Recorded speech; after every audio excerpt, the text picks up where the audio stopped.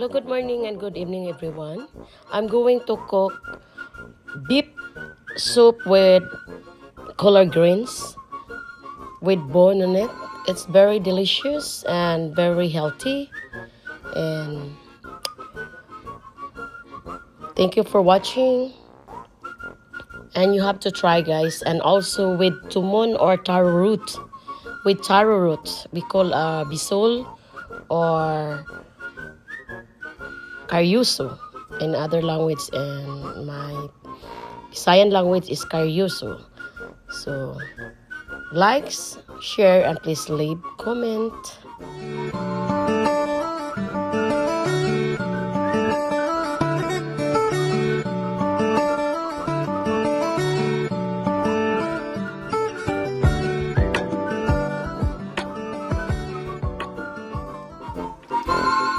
First thing to do, you have to stir fry with the garlic and onions and also tomatoes. And you have to put ginger on it and a little bit of beef stock or beef powder and then black pepper, and then you have to boil it. So now I show is collard greens leaves and some of red pepper or bell pepper and carrots and some of karyuso or taro leaves. Taro roots. I'm sorry, taro roots.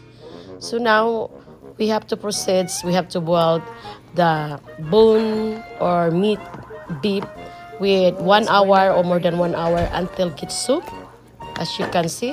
So already with this stir fry with garlic and onions, ginger, and also tomatoes that before boiled, and put a little bit salt and beef stock or beef powder.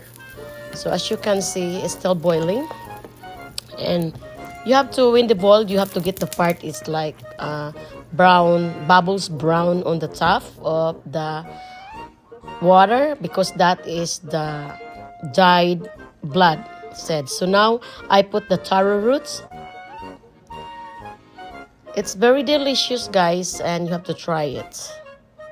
So subscribe, likes, and also put the carrots until boiled it until it gets soft and together with meat.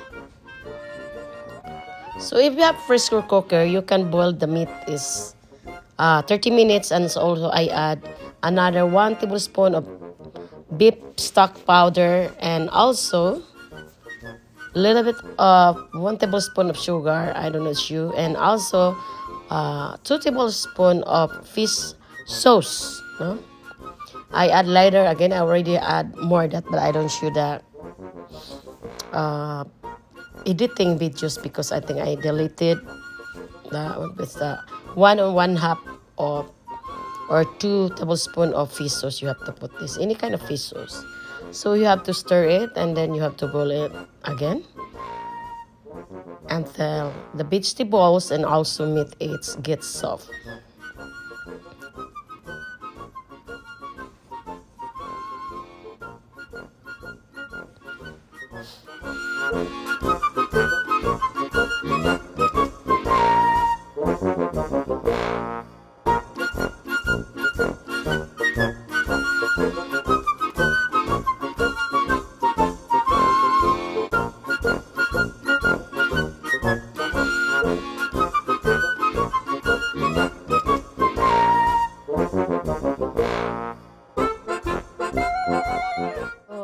We have to simmer it and then now boiling it until the meat gets soft really good and soft very well, and with the vegetables making sure it's cooked.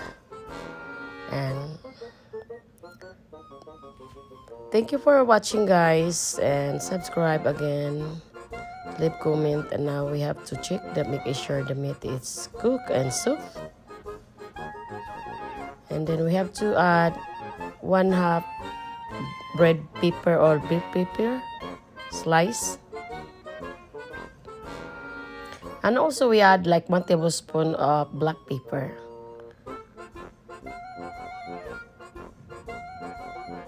Now we add the collard greens. If you have no collard greens or pichay we call, you have to add it. And then we have to simmer that in the vegetable collard green. It's cooked, and then after that we get this it. If lack of this, then you have to add soy sauce or salt to taste, and that's it.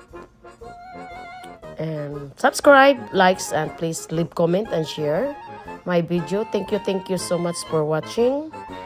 And then after this, and our food is soup.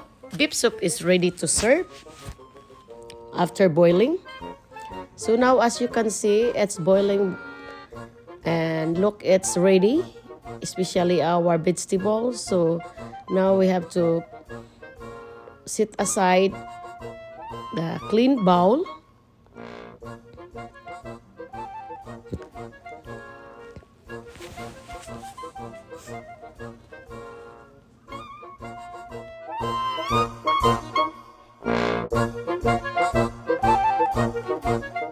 Our soup is ready to serve.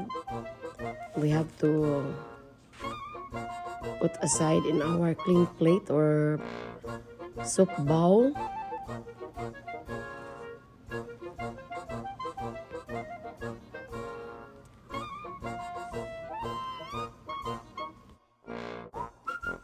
So guys, our food is ready to serve now, and we have to put the bowl. So it's look very yummy and delicious. So please subscribe and leave comment. Thank you for watching for my next video. I hope when you always updated, you have to post the notification bell. So every time I upload my video, you always updated. Thank you, and God bless. Bye for now. See you the next my video.